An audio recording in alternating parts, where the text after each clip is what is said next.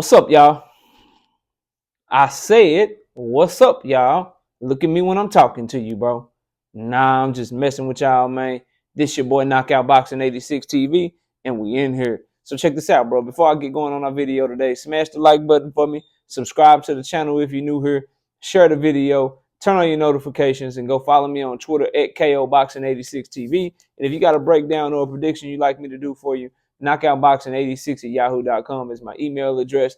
And don't forget about our live shows. We live every Wednesday and Thursday night, 7:30 p.m. Central Time. You can also catch us live every single Sunday morning with the Singing OG KQKC Boxing Network, Sunday mornings, 9 a.m. Central Standard Time. But let's go ahead and get it popping. Let's get into today's video.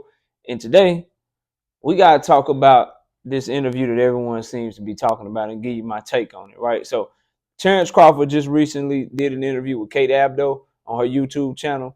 Go check it out. She did a great job doing the interview, asked some really good questions. And Terence Crawford gave some answers that, in my opinion, obviously weren't really good answers. You know how I feel about him speaking in the media. I mean, we want to hear from Terence Crawford, but the contradictions, the flawed logic, it's unbearable at times, bro. And then just the cap too, like just saying things that leads you to believe that he's either A, unaware that he's capping, or B, he don't care, bro. He think he's slick and just a bunch of, man. The interview was eye opening for many reasons, but let's talk about it. So first and foremost, man, the whole comparisons that he gave about him and Earl Spence. And see, I think Terence Crawford fans and Terence Crawford himself gets mad and think that people don't appreciate the things that he has accomplished in this sport, which he gets credit for, in my opinion. You got to give any undisputed champion the credit that they deserve, right? You have to give any three-weight world champion the credit that they deserve. But what we're not gonna do is give you an overabundance of credit. What we're not gonna do is stop expecting for you to continue to build your legacy. And if you're not interested in that anymore, then you shouldn't be fighting, bro. You should drop your belt and you should move on. But as long as you are a champion, we want champions to fight other champions. And in comparing his resume to Earl Spence, when talking about signature wins, I just found it highly contradictory. I found it highly, disingenuous, to use one of my former opponents, Brimley's favorite word. I find it highly disingenuous for this man to say that his signature wins are Amir Khan, Yuriorkis Gamboa, Victor Postal, Julius Ndungo, Jeff Horn, Sean Porter, and Kell Brook. First of all, you ain't got no 7 goddamn signature wins, bro. But second of all, if you gonna call those your signature wins, right? But then when the interview did a great job, said, well, what do you think Earl's signature wins are? And then he named pretty much everyone Earl's fought of note at 147. He said both Garcias, Danny and Mikey. He said Kell Brook. He said Sean Porter. He said Udinese Ugas. But then he proceeded to say, well, but then Ugas had already lost multiple times. Sean Porter had already lost. Kell Brook had already lost. Danny Garcia never really beat nobody at 147. What else he said, bro? He said Mikey Garcia had never been in the division. And then when giving himself credit for his so-called quote-unquote signature wins, he said all those guys was champions. They was this, they was that. And I'm just thinking, like, bro, you really shitting on yourself trying to discredit Earl Spence. Like, if Kell Brook had already lost when he fought Earl Spence, well, by the time he fought you, he had already lost twice.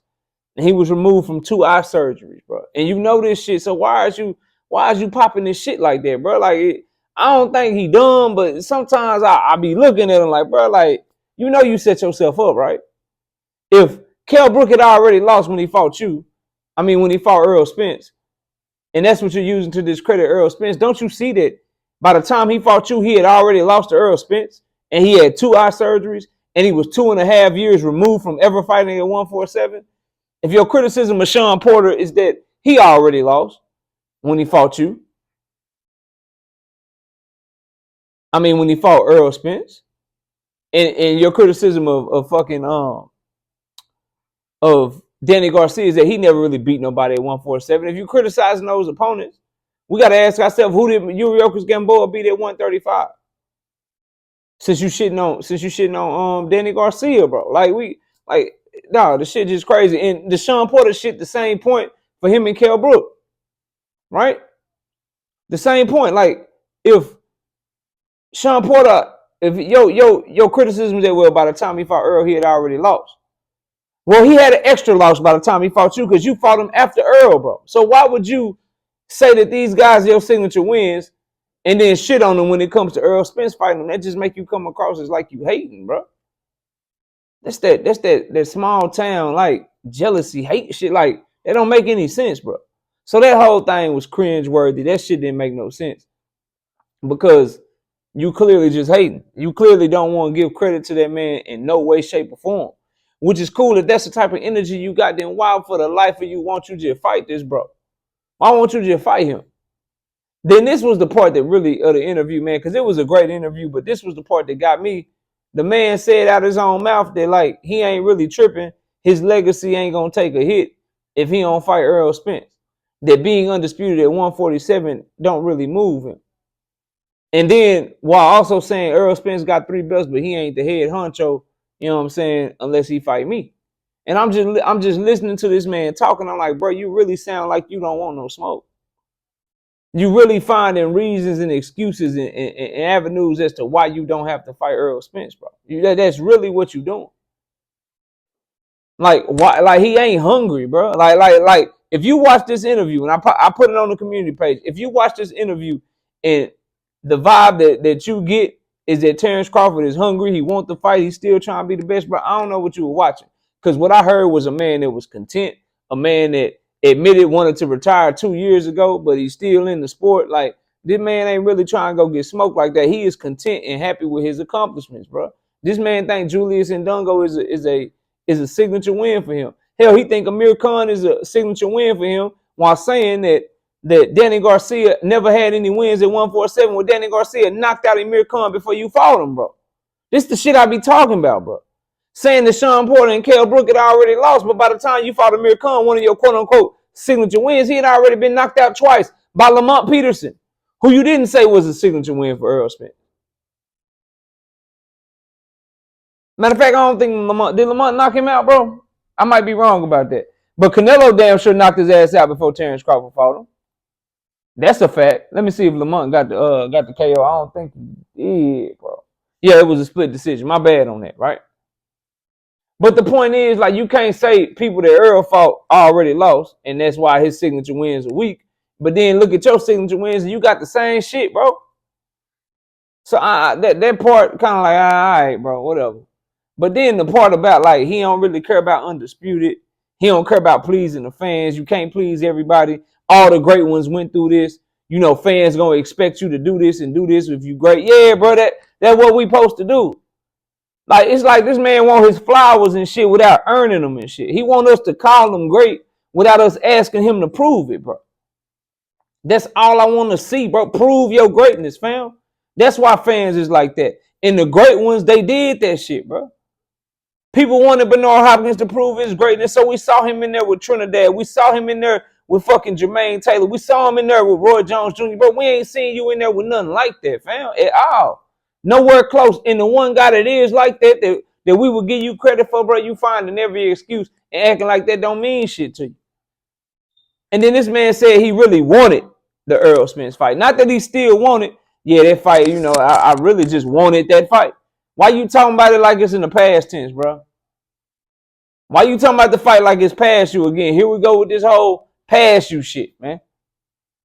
And some of y'all just get this man a pass for the contradictions, for the delusion, and just being downright like not seeming like he won't smoke, bro.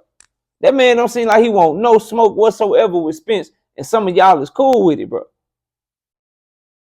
He literally told y'all, like, bro, like, think about it. We would be calling for Earl to drop his belts if he ain't want no smoke. If he was like, nah, I ain't trying to unify, they don't really mean shit to me. If my legacy stopped today, then shit, I already did this, I already did that. I don't need to be undisputed. Man, we on his neck here in Dallas, Texas. We had his helmet. We want our fighters to go for that smoke, bro. We on Virgil neck right now because he's ducking Boots, bro. Because he don't want no smoke with Boots. We don't rock like that out here, man. And this dude, Bud, ain't nobody giving him that energy, bro. Like, look, bro, if you don't want to fight, if Undisputed at 147 don't really mean shit to you and don't move you, bro, you need to drop your belt. Sound like he on some nanny bullshit. He said, Earl will never know what it's like to be undisputed.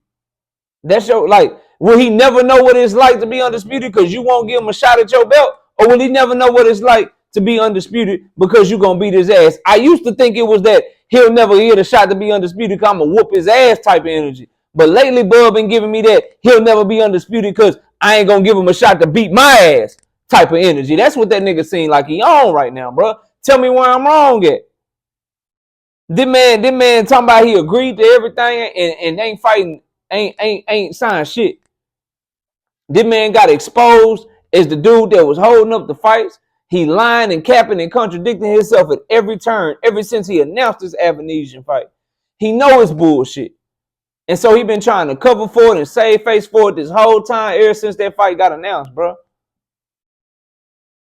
And now in this interview right here, this man tell us that Undisputed at 147 don't really mean shit to him because he already did it at 140. Bro, you did it fighting in Dongo, bro. Like, you will get so much more props, so much more respect if you beat Earl Spence, bro, than you will ever get for any win that's on your resume. And he know that shit, bro. All y'all fans watching this shit know that shit. But he acting like he like Earl Spence, like beating Earl Spence for Undisputed like that. Like, shit, I've been there, done that. Bro, you ain't never been there, done nothing like this, bro. Against this caliber of opponent. Stop the cap, bro.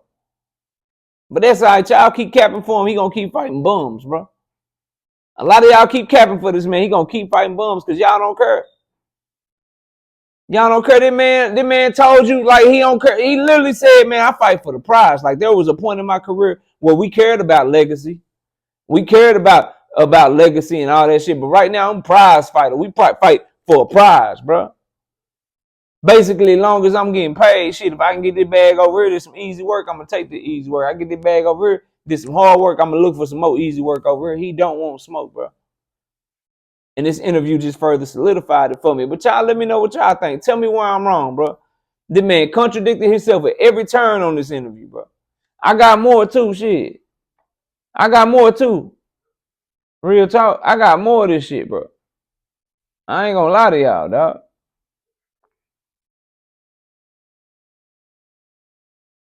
I ain't gonna lie to you. It's sad, bro. It's sad to listen to such a talented fighter tuck his tail like this, bro. And then literally be on some nanny boo-boo shit, man. And then when you start thinking about to the shit that Bo Mac and them said, like, yeah, we got the last piece he need. We got the last piece he need. He can't get undisputed without us. We got the last piece that he need. He cannot get undisputed without us. Well, bro, don't you want a shit? Can't you not get undisputed without him too? Every time I hear them talk, bro, every time I hear Bud talk, it's from a standpoint of what Spence hasn't done or what Spence hasn't accomplished or what Spence can't get without him. You know what I mean? Like, what about what you can't get? Don't you want to be undisputed in 2 weight classes? Ain't no man ever did that shit in the 4-belt era. Don't you want the big legacy fight? One of the people that some people say that can beat you. Don't you want to show us that it really ain't that? Nah, you just want to fight David Avenese and you want to fight for some money. And you can beat the same fighters as Spence, but beat them when they older, beat them when they got more losses on their record. And those are signature wins for you. But for Spence, he ain't really beat nobody. Just a hater, bro. That's what I got from him. But y'all let me know what y'all think. Comment down below, smash the like, subscribe to the channel, share the video, turn on your notifications. Follow me on Twitter at KOBoxing86TV. And if you got a breakdown or a prediction you want me to do, knockoutboxing86@yahoo.com is the email address. And don't forget about our live shows every Wednesday and Thursday night, 7:30 p.m. Central Time. And you can also catch me live every Sunday morning with the Singing OG KQKC Boxing Network. Appreciate y'all watching. Enjoy the rest of your day. And with that, we out of here. Peace out, y'all.